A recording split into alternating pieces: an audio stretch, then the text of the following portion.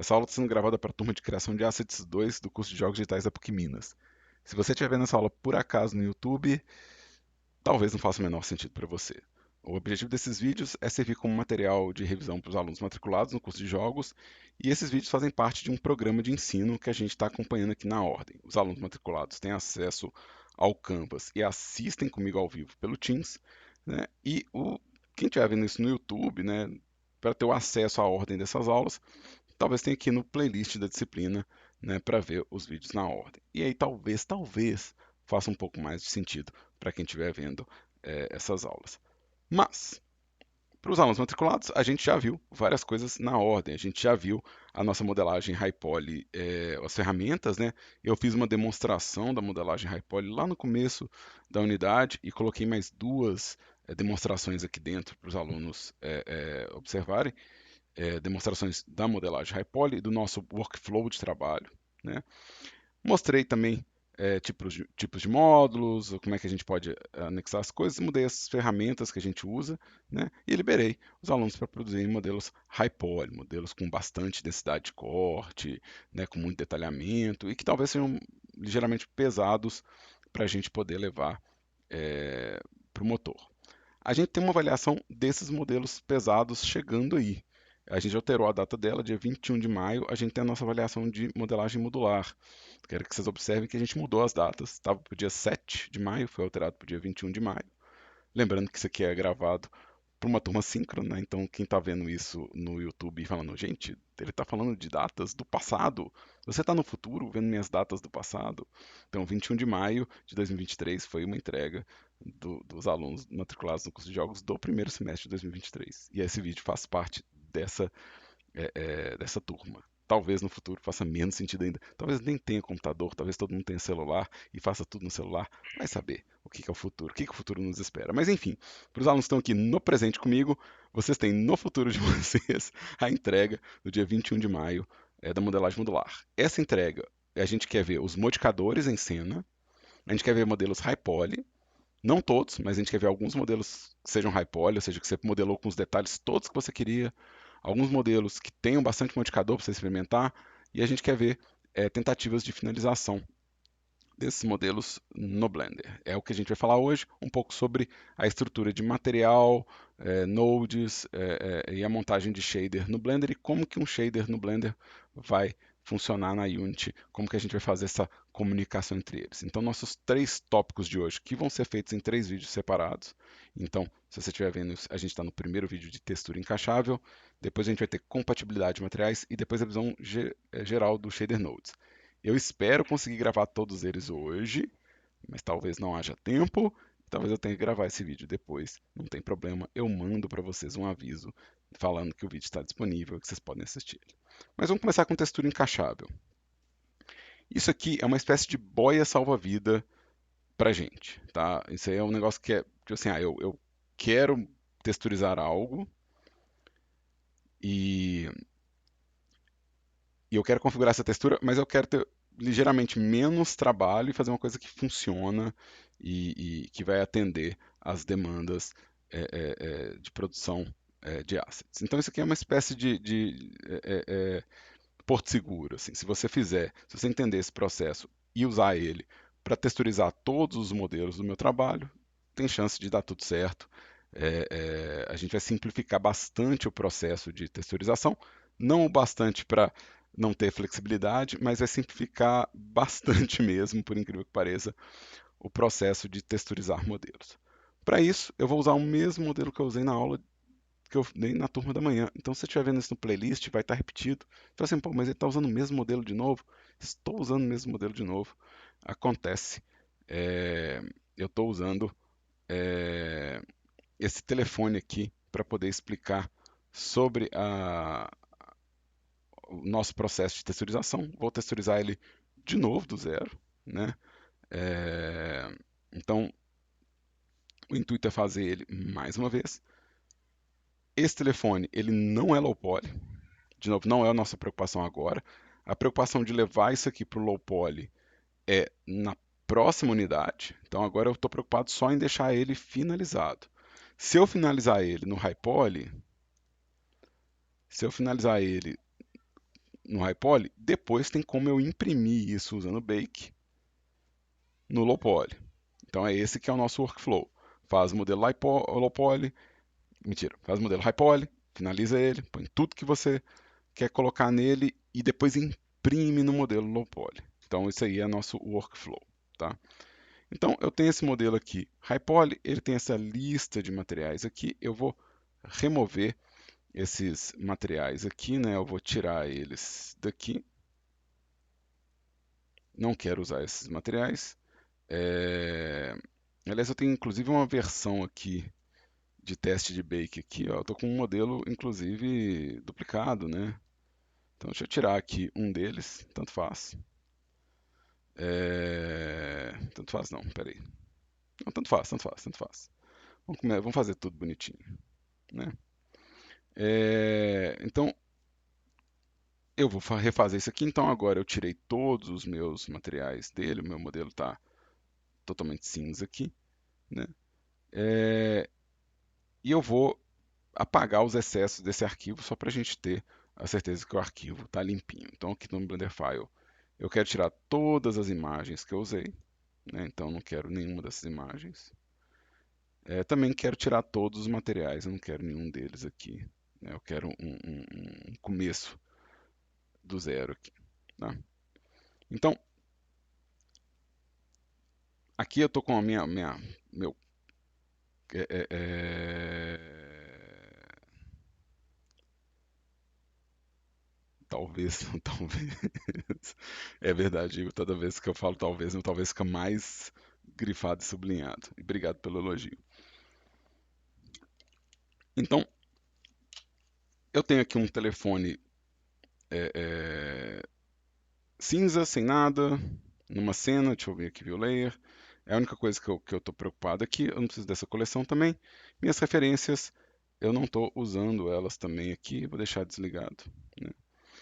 E eu sei que eu vou ter alguns materiais, eu estou preocupado em fazer a madeira aqui, tá? Então a minha preocupação é fazer a madeira. É, E aí, algumas observações aqui, né? Eu quero fazer um material de madeira que sirva para vários objetos. Eu não quero fazer um material de madeira que sirva apenas para o telefone. Senão vai ficar muito lento para eu fazer é, é, a texturização de vários objetos. Se toda vez que eu tiver que fazer um material de madeira eu tiver que começar do zero, vai demorar demais. Se eu fizer um material de madeira que serve para vários objetos, a vida vai ser um pouco melhor para mim. Então, eu vou criar aqui uma Suzane, gigante, né, pelo visto.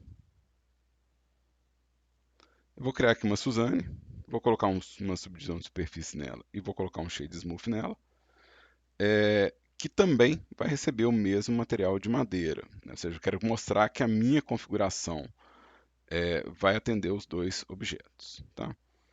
Nem tudo no meu telefone vai ser de madeira, né? Então, nem tudo no meu telefone vai ser feito dessa madeira. Eu quero separar alguns materiais aqui, né? Então, alguma coisa vai ser feita de, sei lá, borracha.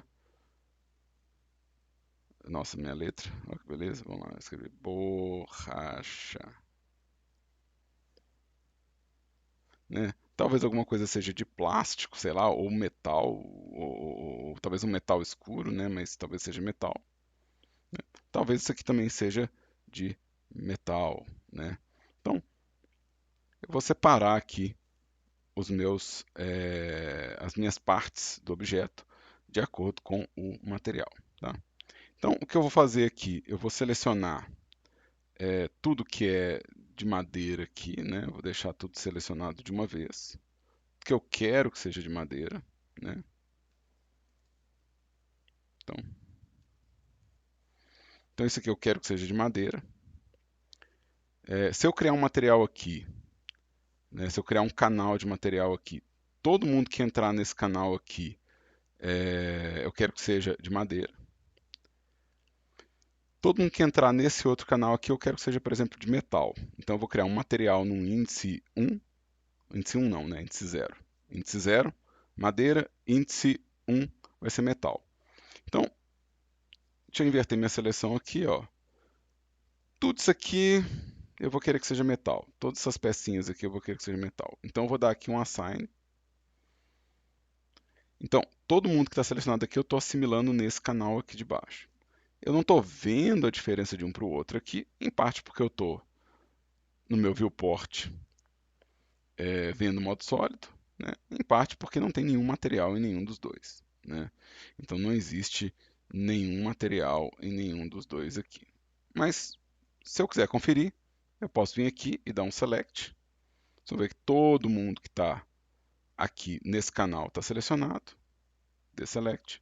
Se eu vier aqui e clicar no meu select, já vê que todas as outras pecinhas que eu criei aqui estão aqui. Então eu tenho dois materiais, metal e madeira, e eu quero criar um material de madeira que sirva para todas as madeiras do meu objeto, né? Eu não tenho material ainda, né? Não tenho material ainda. O que eu tenho são só as entradas aqui, só os canais de material.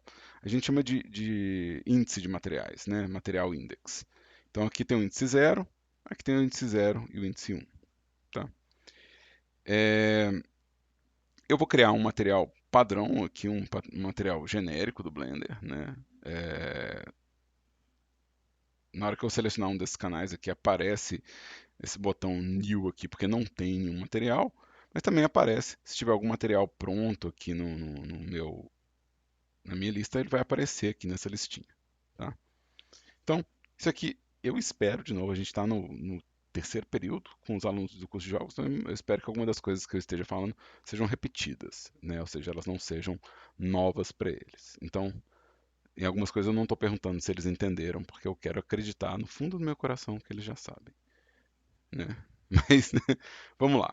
Eu tenho meu índice de material, eu já dei o assimilar nele no modo edit, né? E agora eu vou criar um material novo, que vai ser o meu material de madeira. Então eu vou chamar isso aqui de wood. E eu vou criar um material novo aqui, que eu vou chamar de metal. Metal. Então eu tenho dois materiais aqui.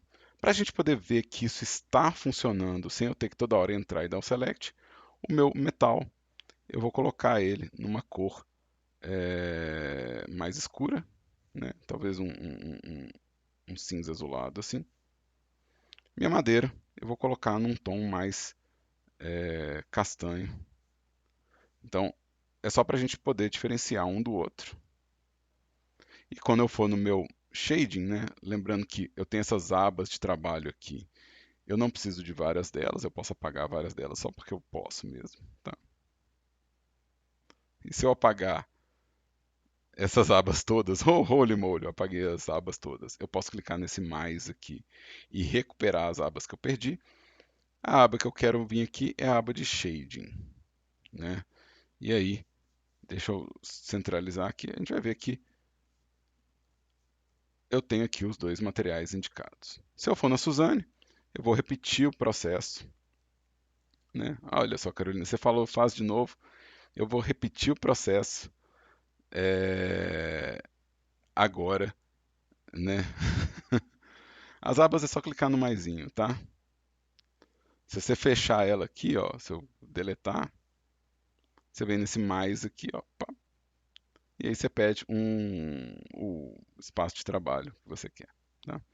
Eu também vou fazer de novo a coisa dos materiais. Só para mostrar, né, se eu selecionar aqui na minha lista de materiais o material de madeira, minha Suzane ela é de madeira, né? Vamos fazer o índice de material, vamos fazer o olho dela ser de metal. Então vou criar aqui um novo canal, vou selecionar esse canal como metal, e para que isso realmente vire metal, eu tenho que dar o assimilar aqui, o assign. E aí aqui eu tenho o olho dela, que vai ser a coisa de metal, né? Que barra do lado? Qual lado? Lado direito, lado esquerdo? Vamos lá, Carolina, me ajuda com essas perguntas aí. Isso aqui?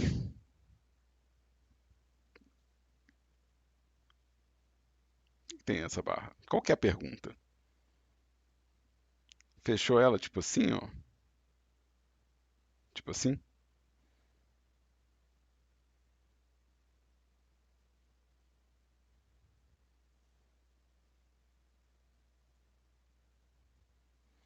tudo bem, tudo bem. Se você tiver fechado uma delas, você pode dividir de novo a janela clicando no canto e procurando aqui na lista todos os editores do Blender, pico nesse ícone inicial aqui das janelas e pedir a barra de propriedades, tá? É,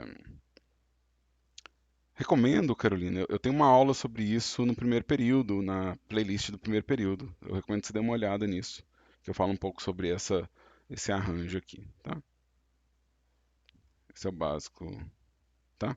Mas é basicamente dividir. Se você perdeu, você pode dividir quantas vezes você precisar, tá? Para poder recuperar as janelas, tá? Não tem como estragar o Blender, esse é que é o ponto, tá? Pode ficar tranquilo que tem como achar as coisas de novo, tá? É, E aí, vamos lá. Quais são as minhas regras agora para eu poder.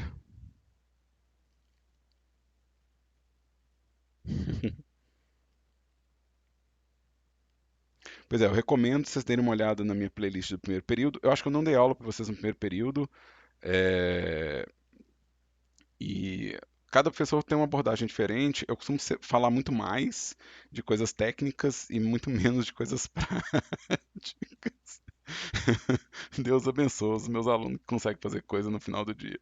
Mas eu recomendo vocês darem uma olhada lá nas aulas iniciais do primeiro período, na playlist de criação de assets 1. As primeiras aulas são sobre a interface do Blender. Aí ela dá alguns apontamentos que podem ser úteis, tá? Também fala um pouco sobre como que eu gerencio aqui meus comandos e tal. Tem umas dicas boas também sobre backup, preservação de arquivo, autosave, né? Vale a pena. Vamos voltar aqui. Eu criei meus materiais. Eu quero usar a mesma madeira para vários objetos e por causa disso, porque eu quero usar o mesmo material para vários objetos, eu não vou poder usar o V como coordenada. Então, a gente geralmente abre o V para texturizar as coisas, mas para criar esses materiais, o V vai me atrapalhar, ele não vai me ajudar, né? Então, o V vai ser uma coisa que eu não posso, porque o V do macaco é muito diferente do V do telefone. Vamos combinar uma coisa, turma do São Gabriel da Noite. Vamos combinar que um macaco é diferente de um telefone? Que eles não são a mesma coisa? Vocês conseguem entender isso que eu estou falando? Vocês podem anotar isso. Essa frase é importante para a vida de vocês, tá? Anota essa frase. O macaco não é telefone, tá? Então, não se esqueçam disso, né? É, Mas eu até entendo a gente conseguir ver alguma semelhança, mas não é a mesma coisa, tá? A gente não pode confundir, apesar das semelhanças. Então, o V deles vai ser diferente, né? Então, eu não vou poder usar o mesmo V. E aí que vai começar a entrar a ideia de textura tile, ou textura repetitiva, ou textura encaixável. Então, eu vou precisar de uma textura do tipo tile ou encaixável para poder distribuir essa textura no objeto e mesmo que eu troque de objeto, eu poder usar o mesmo material.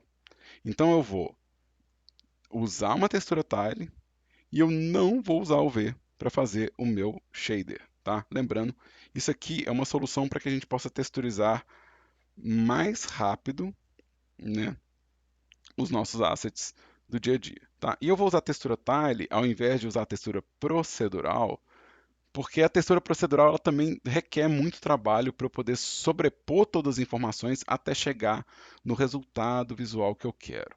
Até eu juntar todas as camadas de textura procedural para replicar uma madeira, pode demorar demais, né? Então, eu quero fazer isso com uma textura encaixável que já vai ser o processo todo, tá? Tranquilo, pessoas. Posso fazer minha textura encaixável, então?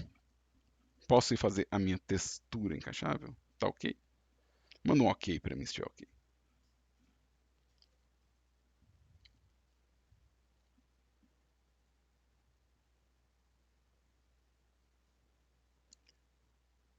Manda um ok se eu puder fazer minha textura tile.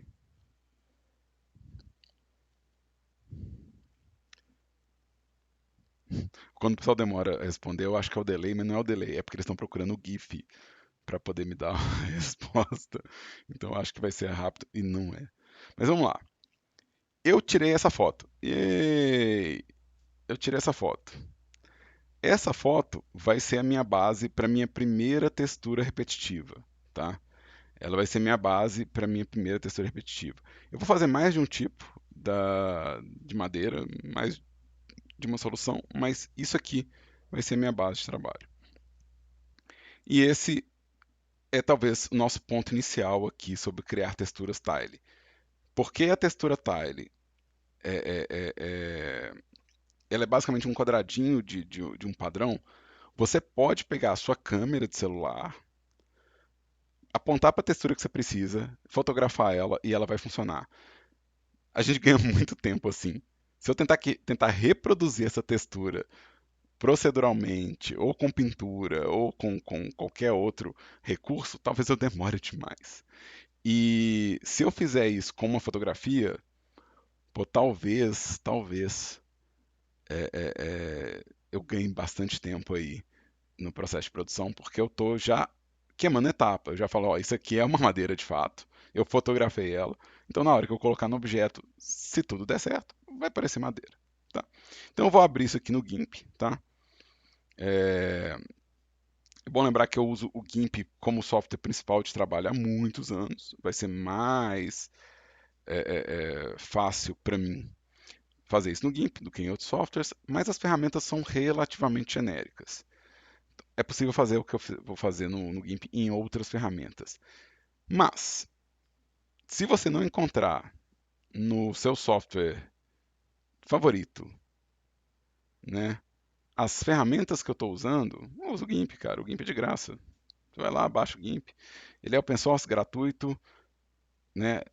Obviamente que eles aceitam contribuição como todo open source, mas é, é, a gente pode simplesmente pegar ele, utilizar para esse trabalho e depois vai para o software de sua escolha. Tá? Aqui eu vou pegar essa imagem rotacionada mesmo, rotated. Então essa aqui é a minha fotografia. Não é uma boa fotografia, não é uma boa fotografia. Ela tem uma série de problemas. Minha câmera não é boa, tá? Minha câmera não é boa. Mas é uma imagem muito gigante. Ela tem 4.000 pixels de altura por 2.272, né, de largura. Ela tem essas manchas aqui, ó, que vão me atrapalhar a fazer uma boa textura. Então essas manchas aqui eu não quero lidar com elas. Na verdade, o que eu quero é só um quadradinho aqui dessa textura. Eu quero só um pedaço e eu quero um pedaço quadrado.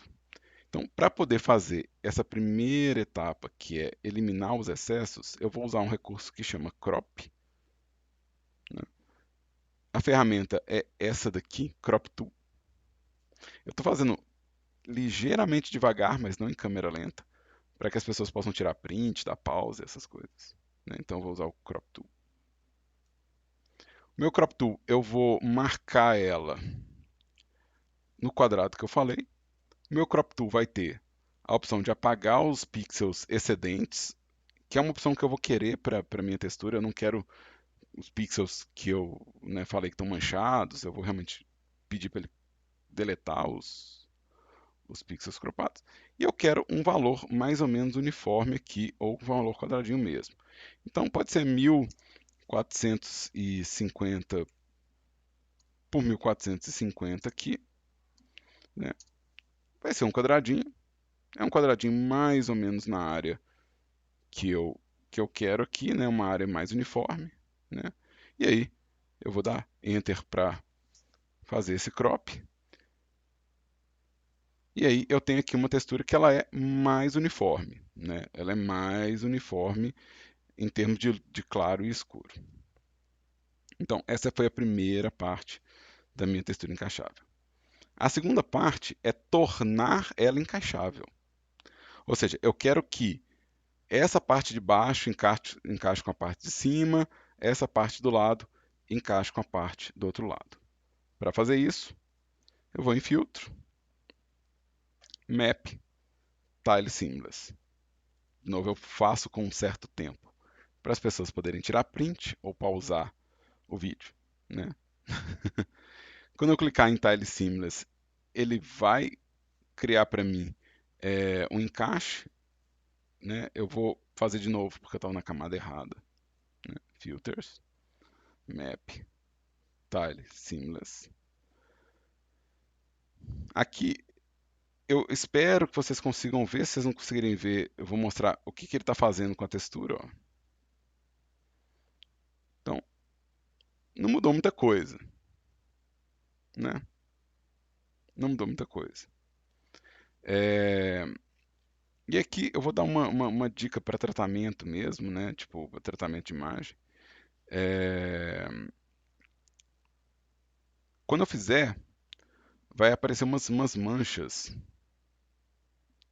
Vai aparecer umas manchas mais ou menos aqui no espaço, porque é o jeito que ele está calculando a minha sombra. Então, deixa eu mostrar de novo o Tile Seamless. Então, tem uma linha aqui muito suave que eu vou querer tratar ela. Ok. Né? Então, eu recomendo fazer isso numa camada duplicada. Então, isso aqui é minha camada original. É bom manter a camada original. Essa aqui vai ser minha camada seamless. Né? Então, filters. Seamless, ok. E aí, o que acontece? Eu vou adicionar um canal alfa aqui, clicando com o botão direito. Vou adicionar um alfa. Ele vai ficar sem o negrito, tá? E aí eu posso pegar a minha borrachinha aqui, ó, pegar uma borracha e apagar alguns pedaços aqui de onde eu achei que está mais achatadão, né, onde a mancha está mais achatadona, e fazer quebrar um pouco esse padrão aqui, né. É, Isso aí vai tirar um pouco a sensação de repetição. A única coisa que eu não posso fazer é apagar as extremidades, ou seja, as extremidades da minha textura tem que continuar intacta, né. Então, eu posso apagar um pedacinho? Posso apagar um pedacinho, mas eu não posso apagar nada que seja no canto, tá? Então eu só posso apagar dentro dessa margem. Então se você precisar fazer um retoque, né, se você precisar tipo, tirar uma mancha que está incomodando, né, é, o- você pode fazer, contanto que você não estrague o encaixe da sua textura, tá? Aqui, ó, eu acho que eu vou querer um carimbo mesmo. Deixa eu pegar um carimbo aqui. Só para tirar esses granulados, né? E aí, é, vou juntar elas todas aqui, né? Eu vou juntar, dar um merge down.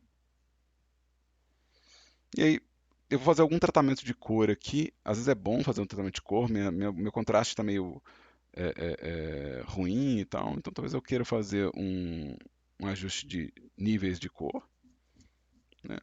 Poder, tipo, puxar um pouco os tons mais escuros, levantar um pouco os tons mais claros, né? Então eu posso tratar essas variáveis aqui. Talvez eu queira também tratar as cores, né, do meu modelo. Como minha câmera ela é muito ruim, eu tirei uma foto com uma iluminação fraca, tem muito tom de verde aqui, muito tom tem muita cor estranha. Então eu vou forçar uma cor aqui, ó, eu vou no Colorize e eu vou forçar um tom de cor, forçar uma saturação e um brilho. Então eu vou buscar um tom um pouco mais. Então eu posso fazer isso aqui também para poder ajustar a minha madeira. Né? Eu ainda posso fazer outras coisas, ainda tem outros filtros aqui de tratamento, né? O GIMP é meio infernal em quantidade de filtros que servem para a gente poder tratar a imagem, né? Então tem como tirar ruído, ressaltar tipo os pixels, né, dá uma nitidez maior, né? Tipo, é, tem como distorcer, criar coisas que pareçam pintura. Então, assim, é uma coisa meio sem fim. Mas isso aqui me resolve. É uma madeirinha, tem tom de madeira, é encaixável e eu posso levar lá pro meu motor. Então eu vou exportar isso aqui. Acho que eu posso colocar isso em texturas mesmo. Não é de um pouco na minha pasta raiz aqui. Vamos chamar de Wood. E aqui, porque saiu de fotografia, eu vou chamar de Wood Photo. Só para lembrar que essa aqui é a madeira que eu fiz com fotografia. Então, vou exportar ela. Qualidade padrão, não vou mexer mais nada aqui. Deixa ela quietinha aqui. Essa foi a minha textura. Tranquilo, pessoas? Depois vocês podem ver o vídeo para ver em slow motion o processo. Mas isso é um jeito de você pegar qualquer imagem da sua vida e tornar ela encaixável. Lembrando, às vezes você vai ter que retocar um pouco mais, às vezes vai ter que retocar um pouco menos. Quanto mais granulosa a textura, menos necessidade de retoque tem. Né? Quanto mais padrões notáveis de design, quanto mais geométrica a textura, mais retoque você vai precisar. Então essa que é a lógica. Né? E aqui, ó, vamos lá. Depois eu vou entrar a fundo nessa estrutura aqui, ó. Depois eu vou entrar a fundo nessa estrutura aqui, mas é bom saber que isso aqui é um output, chama output, e isso aqui é um shader, tá? Então é bom saber, tá? Quando eu adicionar coisas aqui, as coisas estão dentro de categorias, né? Então isso aqui é uma saída, é o que vai desenhar na superfície, isso aqui é o que vai tratar os conteúdos que eu vou trazer. Minha textura, ela vai ter que entrar no shader, e a minha textura vai entrar no shader pelo Basic Color. É aqui que eu vou colocar a minha imagem, tá? Minha imagem, ela é uma textura. Então, eu vou conseguir achar ela em textura. Então, aquela imagem que eu criei, eu vou encaixar ela através desse node aqui, ó. Então, ela é uma imagem.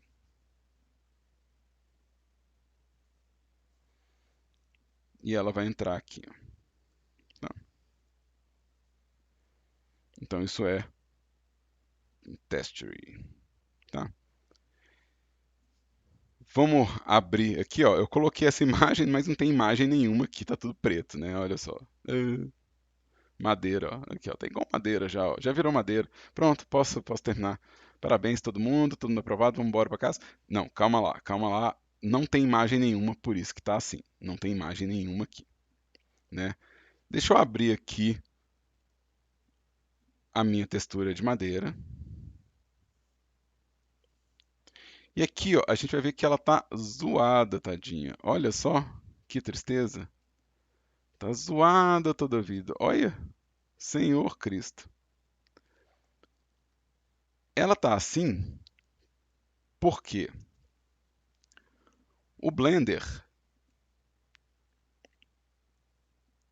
o Blender não sabe qual que é a coordenada que eu quero usar aqui. Então ele está supondo que eu tenho que usar o V.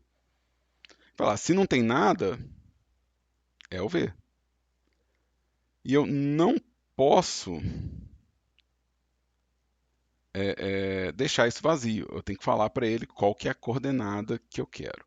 Lembrando, eu não quero usar o V, porque o V vai variar de objeto para objeto. Então, se eu vier aqui na minha abertura de UV, eu espero que a Carolina descubra que não era a placa de vídeo, talvez, né? O meu medo é esse. Eu sei, não era a placa de vídeo.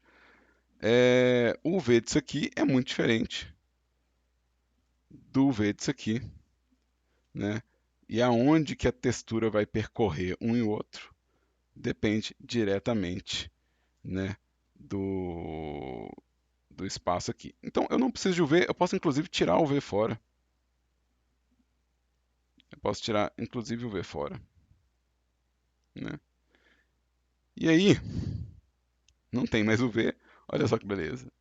Ele não faz a menor ideia o que fazer com a textura. Não faz a menor ideia o que faz a textura. Então, a gente vai criar aqui uma coordenada, né? A gente vai colocar uma coordenada para ajudar o software a entender o que eu quero. Então, a gente vai colocar um input, que é a coordenada de textura. Então, vou vir aqui em input, coordenada de textura. E aí aqui, ó, eu vou ter a UV, mas eu vou ter outras coordenadas para usar. O que eu quero usar aqui é a coordenada generated, né? A coordenada generated, ela vai mandar no vetor. Então, na hora que eu ligar isso aqui, ó, já vai comportar diferente, ó. Já vai comportar bem diferente. Eu tô querendo comentar o esquema da Carolina. A Carolina falou que teve que trocar de placa de vídeo para poder consertar as coordenadas de textura. Mas eu tô com a suspeita de que não era esse o problema. Porque eu já passei por isso. E eu já fiz essa troca de placa de vídeo e descobri que não era esse o problema. O problema estava em outro lugar. Mas enfim, ainda bem que resolveu para ela, né? É... Ainda bem que resolveu para ela. Mas é porque, matematicamente falando, para uma placa de vídeo não conseguir processar um UV, ela tem que estar com um defeito meio grave, assim, né? E ela não conseguia processar outras coisas. Então a gente tem que ver a fundo o que que estava acontecendo. É...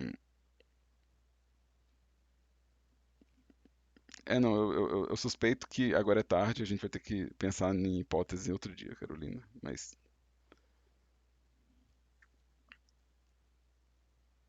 vamos lá. O que acontece aqui, ó? Eu tenho uma coordenada gerada, eu tenho a coordenada gerada, ela já está mais uniforme, mas ela está esticada nessas laterais, né? Em parte porque eu estou entrando com a minha textura bidimensional. Ou seja, é como se eu estivesse usando textura só nos eixos x e y. Então, quando eu vejo de cima, eu vejo a minha imagem bonitinha. Mas quando eu vejo de frente, ela está esticada. Isso é porque x e y no Blender está aqui, ó.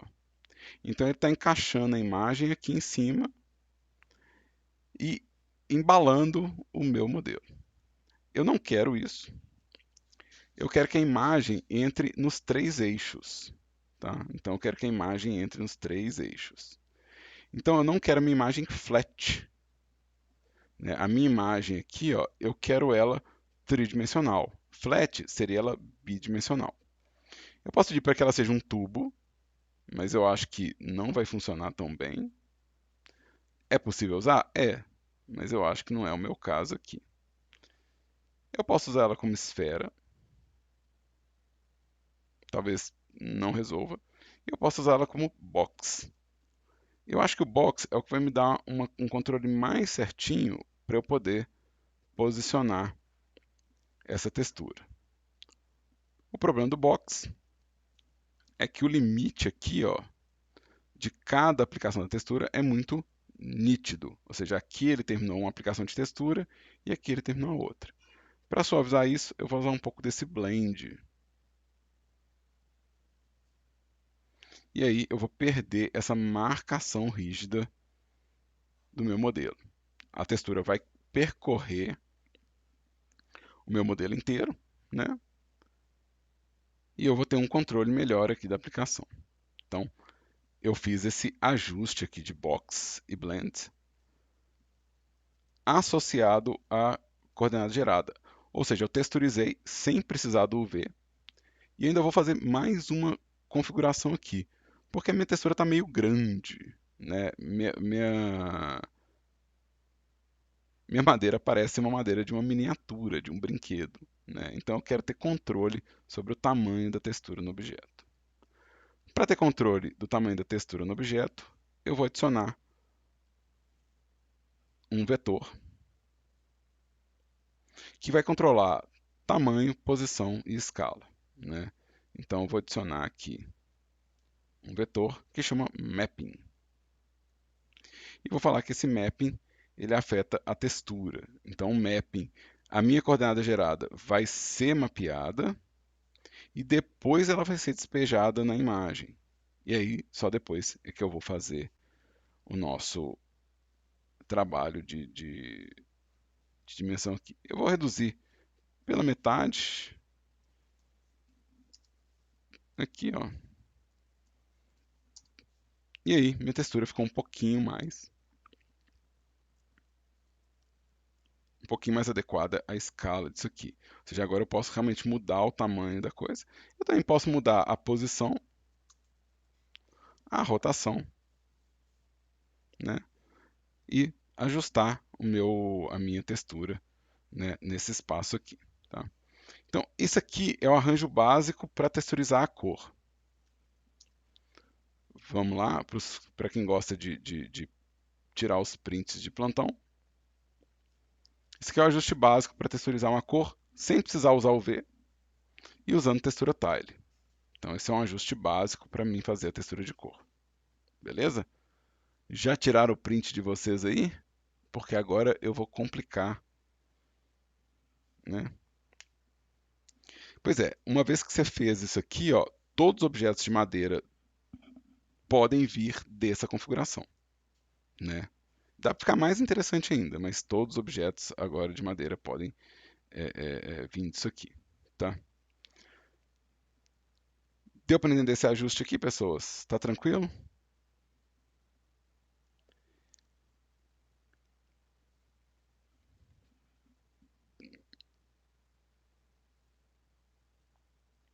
Ótimo. Isso funciona com concreto, com cimento, funciona com outras coisas, tá, Guilherme? Isso não é só uma receita de madeira, tá? Então, vamos voltar para a textura Tile. Vamos voltar para a textura Tile. Deixa esse arranjo aqui, eu vou voltar nele, mas vamos voltar para a textura Tile. Nem todo mundo vai querer tirar foto para poder fazer a textura. Algumas pessoas vão querer pintar a textura. Tá? Tem gente que quer, tem gente que não quer, tem gente que quer. Então, tanto no GIMP, um pouquinho 512, 1024, 1024, 2024. Tanto no GIMP quanto no Blender quanto no Krita, existe como eu pintar uma textura encaixável. Ou seja, existe um jeito de pintar uma textura encaixável. Eu vou começar pelo GIMP, pintando uma textura encaixável no GIMP. Depois eu vou pintar uma no Krita, depois eu vou pintar uma no Blender. Só para a gente ver que é possível pintar texturas encaixáveis. Tá? Então aqui eu vou vir aqui nas minhas janelas, Dockable Dialogs, e vou em Symmetry Painting. Tá? Essa ferramenta aqui, ó, Symmetry Paint, vai possibilitar que eu faça uma pintura tile. E eu posso inclusive escolher o tamanho do meu tile. Né? Eu acho que eu vou deixar 512 mesmo. 512. Eu vou pegar um brush. Deixa eu colocar primeiro um baldinho de tinta aqui, só para... que eu tenho aqui? Gradiente, baldinho de tinta.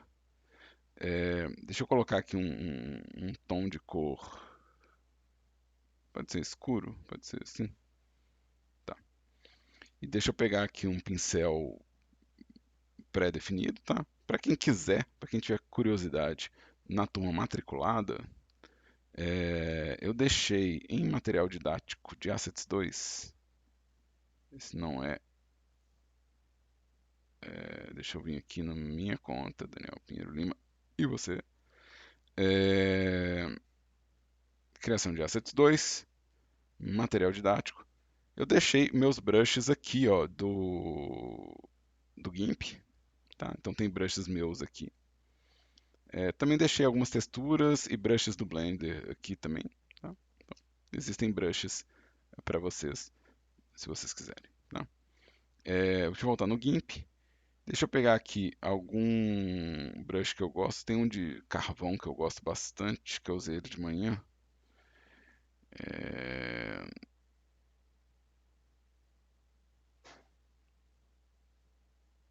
Charcoal. É, E aqui, ó, quando eu estiver pintando, ele está fazendo exatamente a sobreposição para mim. É,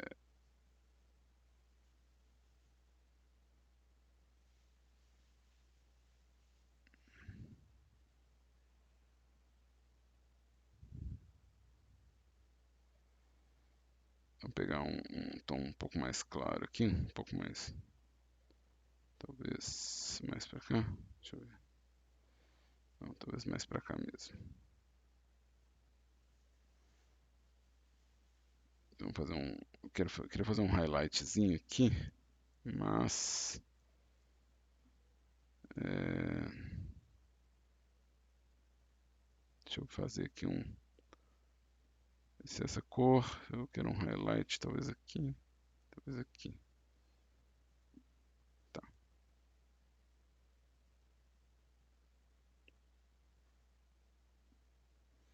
beleza. Vou reduzir aqui o tamanho para fazer umas.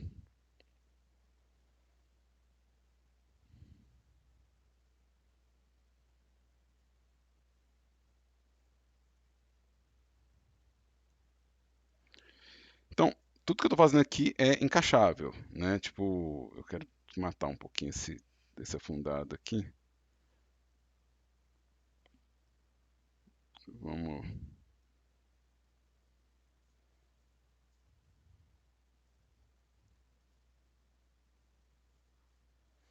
Então, isso aqui é encaixável. Como eu fiz uma textura de 512 na imagem 24, eu posso dar um novo crop, né? Eu posso dar um novo crop aqui, mudando isso aqui para 512, 512 por 512,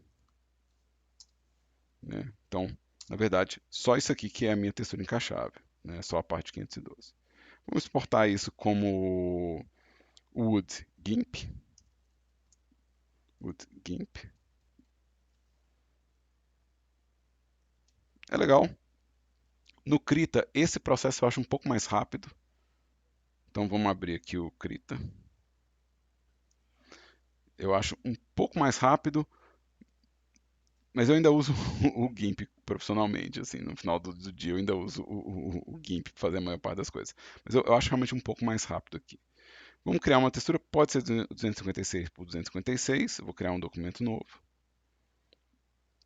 É, e no Krita eu tenho esse exibir modo em ciclo que já liga um processo de pintura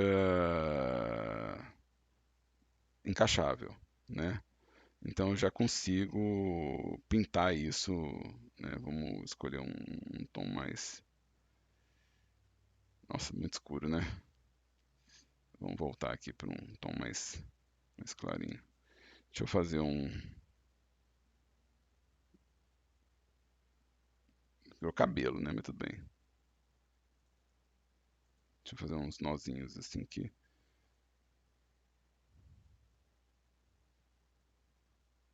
facilita. De novo, isso aqui já é encaixável, né? Vou matar um pouco esse padrão aqui. Deixa eu ver em exibir, modo em ciclo, e essa aqui, na verdade, é minha textura tile. Eu também consigo fazer coisas de ajuste de cores, né? Tratar as cores, né? Talvez aqui eu queira só levar para testar. Vamos lá. Deixa eu voltar aqui, peraí, modo em ciclo, deixa eu colocar um tom um pouquinho mais claro.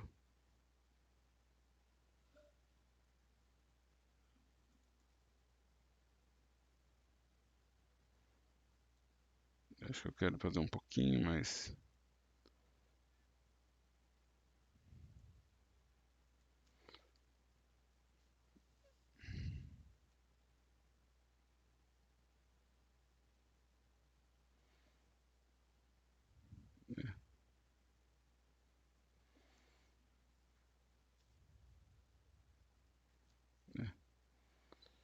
vai ter um padrão muito reconhecível, mas tudo bem. Deixa eu tirar aqui meu modo em ciclo e vamos exportar isso, salvar como serve também, como JPG é o que eu estou usando, não é isso? Imagem JPG, Wood, Krita.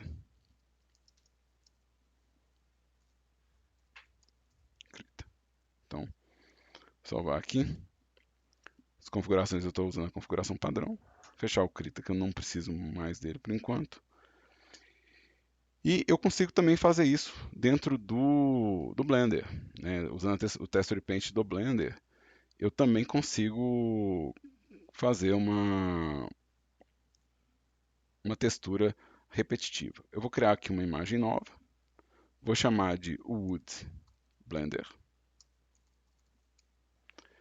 256 por 256 está bom demais para a gente aqui. 256 por 256 é um bom tamanho. Deixar o fundinho preto mesmo. E eu tenho no Blender, na ferramenta de pintura aqui, ó,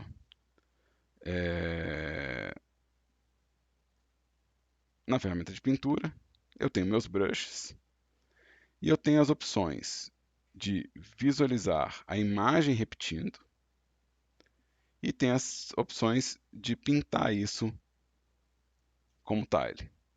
Então, eu posso vir aqui e pintar alguma coisa encaixada. Vamos fazer um tom um pouco mais escuro aqui, que eu acho que mais saturado, talvez. Né? Vamos pegar aqui uns pincéis menorzinhos aqui. Fazer um nozinho.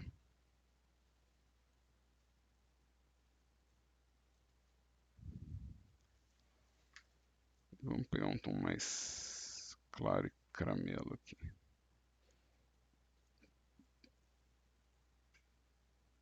Então, deixa eu fazer uns...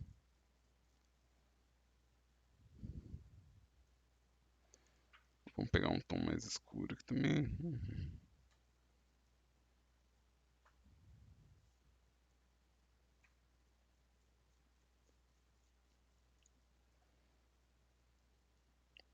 De novo, um tom mais claro.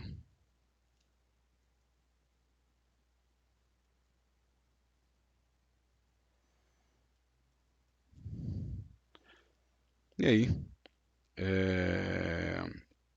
eu vou salvar essa imagem aqui como Wood Blender.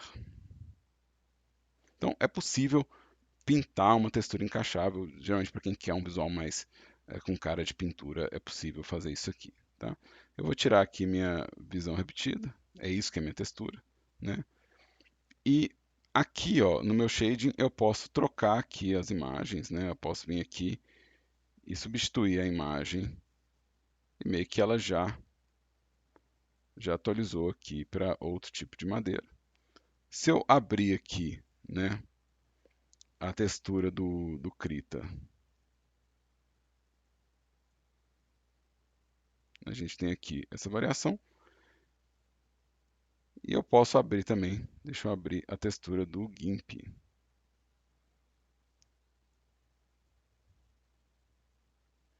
Então, todos eles atendem muito bem ao processo. Né? Ou seja, aqui eu já tenho uma multiplicidade de madeiras diferentes, porque é o mesmo material e eu estou trocando só a textura tile. Então eu já fiz uma multiplicidade de materiais aqui. Se eu abrir um material diferente, talvez funcione também. Né? Se eu vier aqui abrir um concreto, talvez eu faça um telefone de concreto. Né? Então não é, não é só madeira. Né? Então deixa eu voltar aqui para meu wood foto. Né? Isso aqui já resolveu uma parte do meu problema. Beleza? Tranquilo, gente? Deu para entender que dá para fazer tile de em vários softwares, com pintando. Devo pegar isso aqui?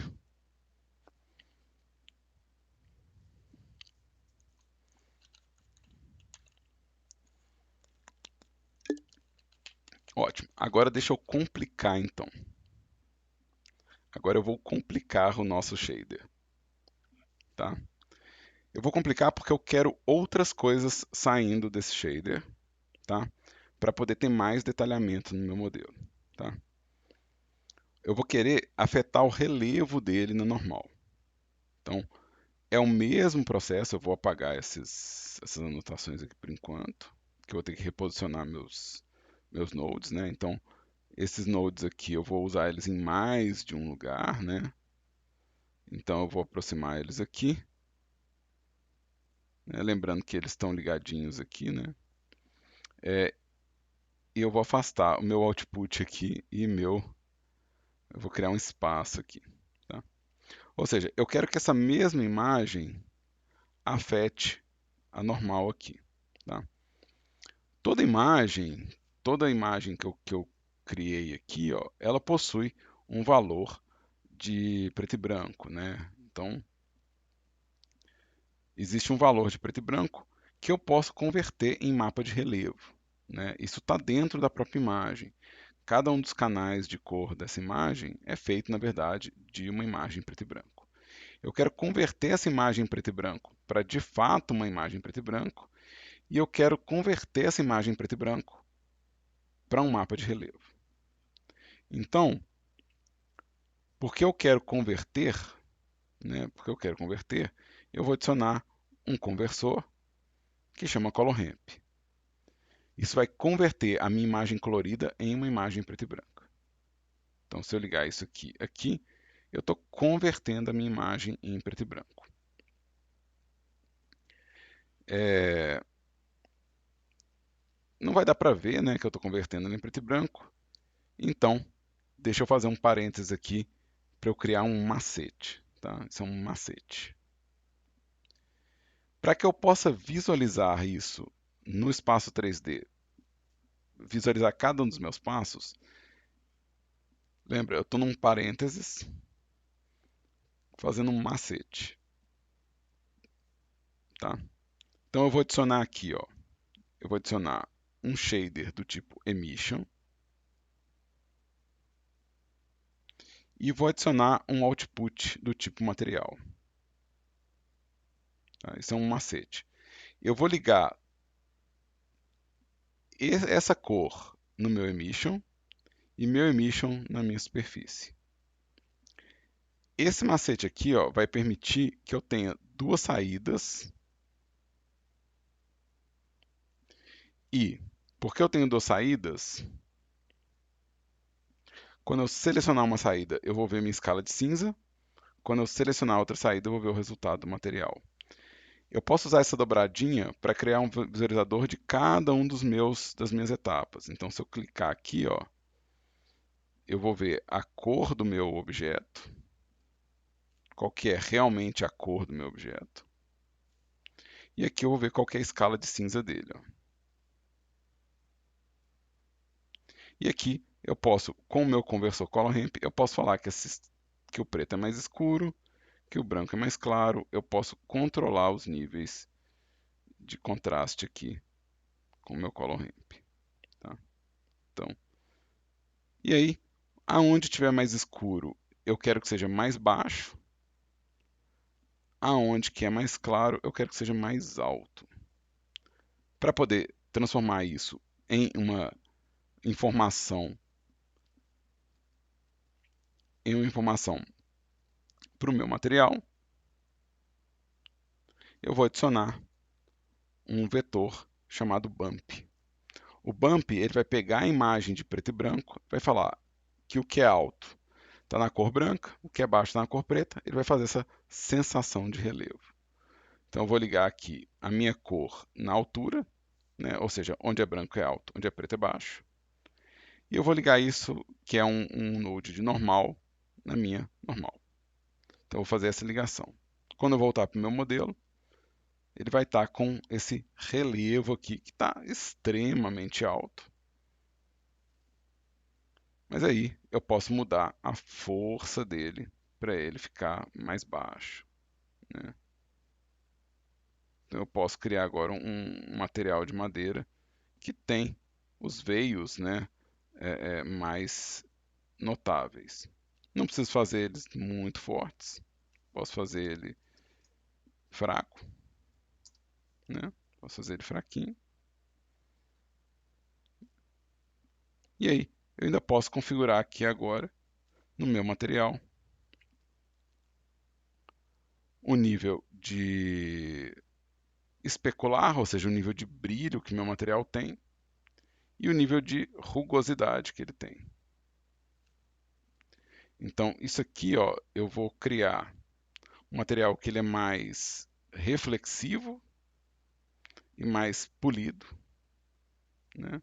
Então, ele vai parecer um verniz mais molhado, né? Vamos colocar aqui em perspectiva para a gente poder ver, né? Se eu reduzir a quantidade especular, ele vai ficando menos molhado, e se eu for aumentando a rugosidade também, e aí eu consigo fazer um material de madeira, é, um material de madeira que é bastante flexível já, ou seja, esse material de madeira atende a múltiplos objetos com a mesma madeira. Devo pegar isso aqui? Deixa eu dar um espaço para as pessoas que gostam de tirar print, né? Deixa eu deixar o print disso aqui, né? Para as pessoas que gostam de tirar print, eu fiz agora a criação do mapa de relevo. Então, quem quiser tirar um print ou dar pausa, fica mais fácil aqui, né? Lembrando, o Color Ramp é um converter que chama? Vamos ver, adicionar converter. Então, isso é um converter. E o bump é um vetor. Então, isso é um vector. Tá?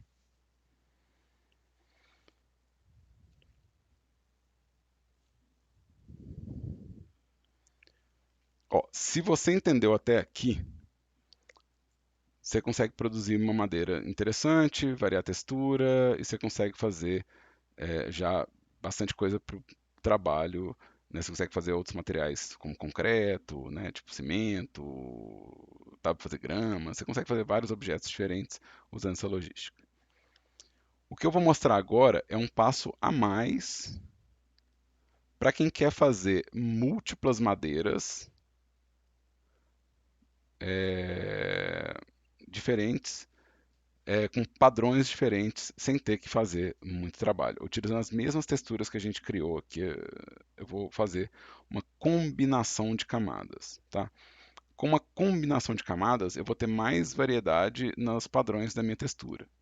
De novo, não é obrigatório, isso é realmente uma informação adicional, mas é bom para a pessoa perceber que ela pode, por exemplo, criar mofo sobre a madeira, ou que ela pode criar sujeira sobre a madeira, ou que ela pode criar padrões diferentes sobre a madeira. Então, o que eu vou fazer aqui, ó, eu vou criar uma segunda camada, eu vou criar uma segunda camada que vai usar outra imagem, né? Então, eu vou duplicar esse conjunto aqui, ó. Isso também vai usar a coordenada gerada. Então, eu estou usando as mesmas coordenadas, mas eu vou usar alguma outra imagem aqui. Ou seja, aqui eu vou usar, deixar aqui uma outra madeira, Wood Gimp, né? Então, só a se notar, eu tenho uma camada com a madeira Wood, né? Tem duas camadas aqui, né? Aqui eu posso mudar um pouco a minha escala. Vamos pôr 0.3. Deixa eu selecionar aqui para a gente poder ver. 0.3. 0.3. Então aqui eu tenho um padrão diferenciado aqui.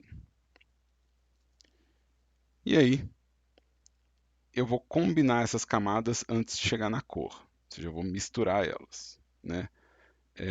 Como eu vou combinar cores, eu vou adicionar um mix color, que fica em color. Isso vai misturar as cores.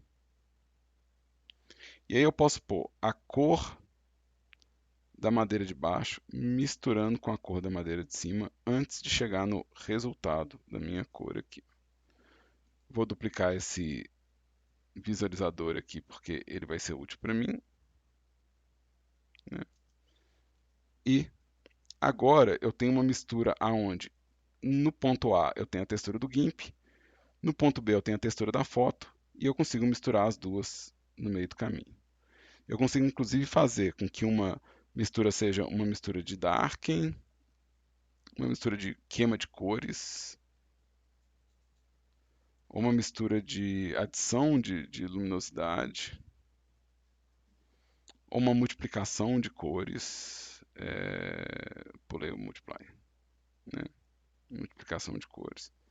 Ou simplesmente a subtração entre um tom e outro, né? Ou até o dodge de uma cor e outra, o overlay de uma cor com a outra, né? Então, existe aqui formas de eu misturar os padrões e mudar, inclusive, como que esse padrão é percebido. Então, posso fazer exatamente o contrário aqui, de criar a mancha por baixo de outra mancha, né? E, então, vou ter aqui duas texturas sendo combinadas aqui. Deixa eu colocar a escala de 1 em todos, né? Só para ter uns veios diferentes. E aí eu posso falar que o fator ele está favorecendo uma cor ou outra. Deixa eu ver qual que vai ficar bom aqui. Exclusão talvez fica bom. A exclusão me deu uma madeira bem diferente, né? Deu uma- Vamos pôr diferença,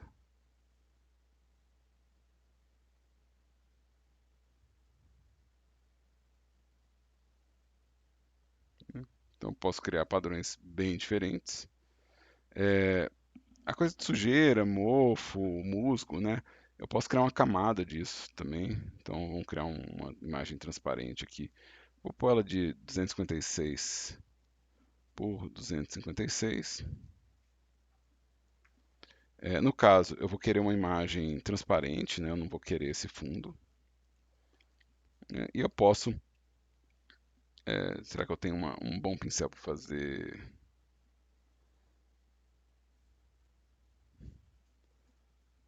Vamos pegar aqui um tom meio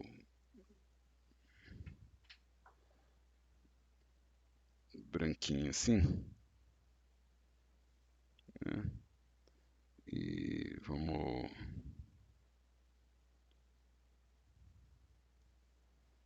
criar umas manchas aqui só para.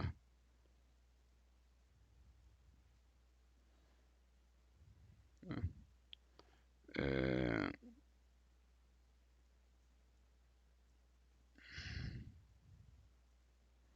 só para a gente. Eu acho que pode ser transparente assim, inclusive. Mas vamos lá. Exportar as. Modes que fala? Eu não sei. Aqui eu quero PNG.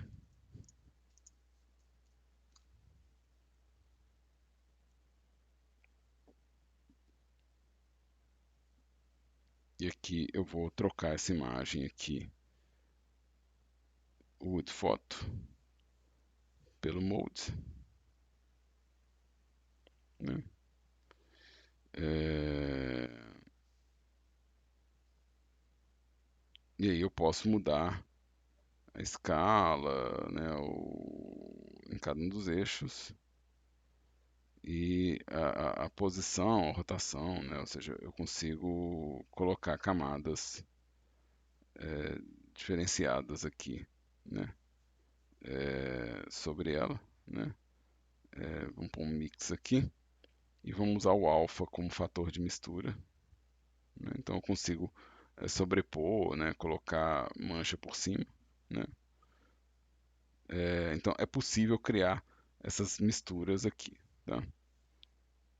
Por enquanto, eu estou interessado num, numa mistura de madeiras mesmo.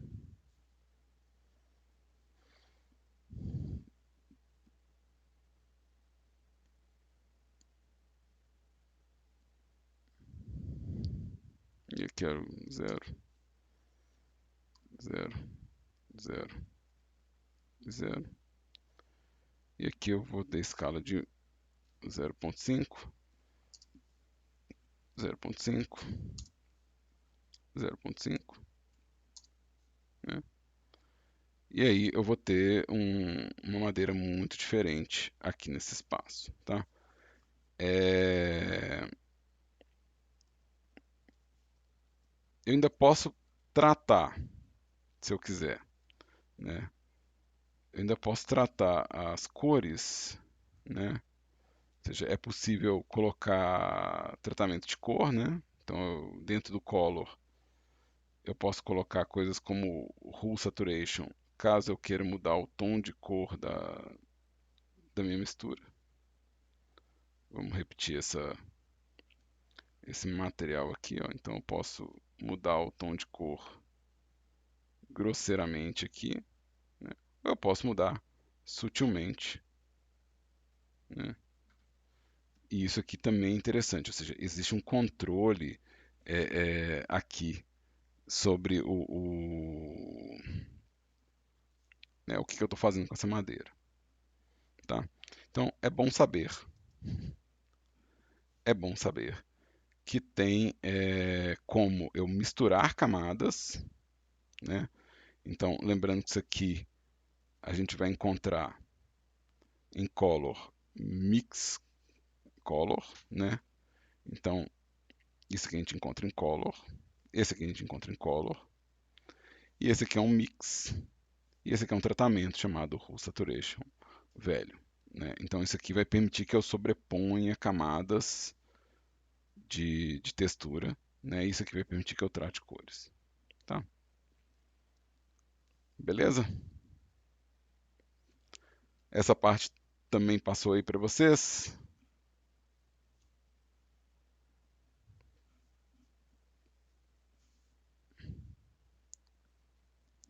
Pois é, deixa eu criar mais uma camada de complicação sobre o, o, o, o, o nosso trabalho.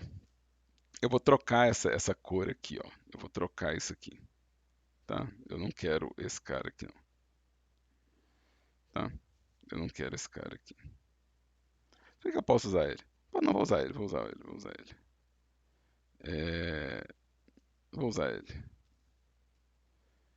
Eu vou usar ele para tirar a cor. E, né? Se bem que não, acho que eu prefiro o Color Ramp. Vamos lá, eu acho que eu prefiro o Color Ramp. É, deixa eu colocar aqui um Converter Color Ramp. A gente já usou ele ali para o Bump Map. E aqui eu consigo puxar um pouquinho o contraste se eu quiser, ó,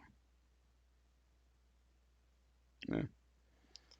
Então eu consigo fazer isso. E aí, vamos criar mais uma situação hipotética aqui, aonde eu quero que cada um dos objetos tenha uma cor diferente, mas eu quero que a madeira seja a mesma. Eu só quero mudar o tom de cor da madeira, né? Ou seja, eu só quero mudar a cor dessa madeira. Aqui, ó, eu já posso, inclusive, trazer né, esse espaço de mistura para cá, né, para ele poder fazer meu bump map, né? Posso usar esse outro também, mas tudo bem. Então, deixa eu colocar um novo color mix aqui, ó. Color mix RGB. Eu vou querer o meu preto e branco chegando na superfície.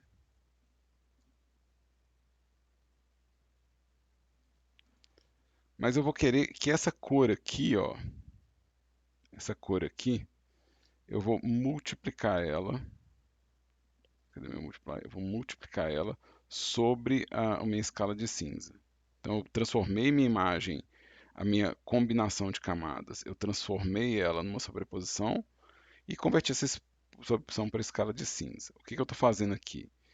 Eu estou criando um sistema onde eu ponho a cor por cima aqui da minha madeira. Então, eu estou variando o tom da madeira aqui nesse espaço. Só que eu quero variar por objeto. Então, eu quero que cada objeto tenha a sua própria cor, né? E existem propriedades para isso no Blender. Cada objeto, na verdade, possui sim. Então, esse aqui é o menu de propriedade do objeto. Cada objeto possui a sua cor, sim, né? Então, eu posso falar que cada um deles afeta isso. Então, eu vou adicionar um input diferente, né? Então, eu vou adicionar um input de informação do objeto. O objeto possui várias informações. Uma que eu acho interessantíssima de colocar é a posição do objeto.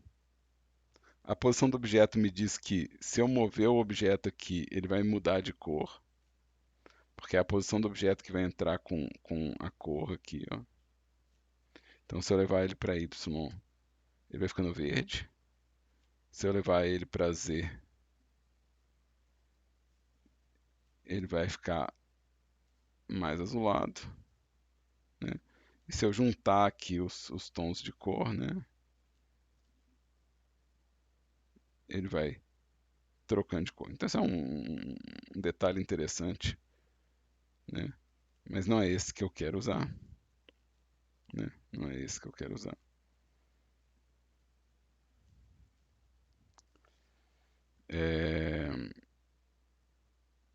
O que eu quero usar é a cor do objeto. Opa, aqui. É a cor do objeto. Então, se eu usar a cor do objeto aqui, ó, como multiplicação,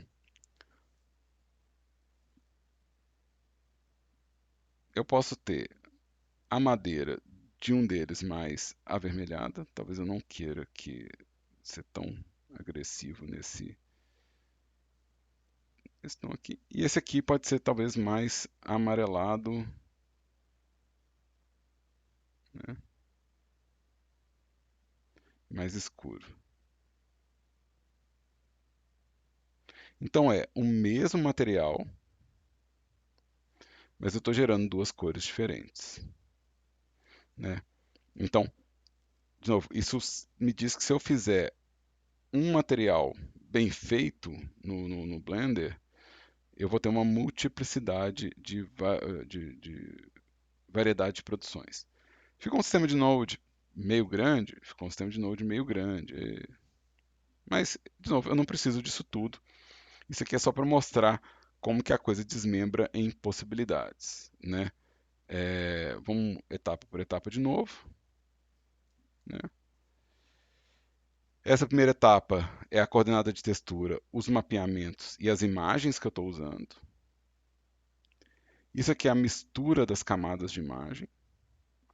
Isso aqui é uma conversão dessa mistura para preto e branco, para poder usar a cor do objeto como mistura.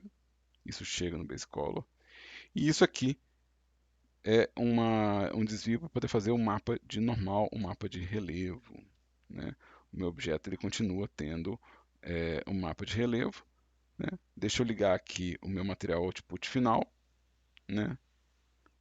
Então agora eu tenho esses dois objetos de madeira, né? Mas a madeira de um para o outro varia consideravelmente. Dá para fazer mais camadas de informação para mudar, por exemplo, a granulação do objeto de acordo com uma propriedade customizável, né? Dá para gerar saídas onde o próprio objeto interfere nas informações do meu material, mas acho que para criar uma série de materiais diferentes, a gente tem um método que é, ao mesmo tempo, meio ágil para texturizar, né, que vai texturizar vários objetos de um mesmo tipo, né? Então ele é meio ágil, né? E ao mesmo tempo ele é muito flexível, ele faz muita variação no final do processo, né? Ele cria muita diversidade de acabamento, né, no fim das contas. Pessoas, dúvidas, perguntas? Ou deu para pegar a coisa toda? Ou pelo menos para entender o gosto da coisa toda? É... Massa. Lembrando, semana que vem a gente tem aula de feedback, então vocês podem trazer o que vocês fizeram para a gente poder ver como que ficou, né? Hoje eu vou gravar aulas teóricas, eu quero gravar uma segunda aula teórica agora, né? E aí, na semana que vem, eu espero que vocês tragam o que vocês estiverem produzindo para a gente poder ver antes da entrega dos módulos, tá? Mas todos os módulos que vocês produzirem, se vocês fizerem um bom sisteminha de acabamento assim, a gente está a meio caminho de fazer um bom trabalho na Unity. Beleza?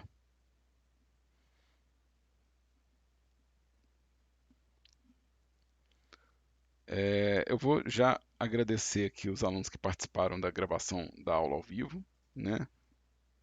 Agradecer quem estiver assistindo isso online, né, por algum motivo. Espero que tenha sido útil para quem assistiu online. Obrigado por todo mundo que assistiu a aula aí. Eu vou gravar mais uma aula na sequência, pessoas, então não estou terminando a aula ao vivo, vocês fiquem aí no seu lugar. E para quem estiver vendo isso no YouTube, fica atento que isso faz parte de uma playlist. A gente vai continuar falando sobre esse processo de shader nas próximas aulas.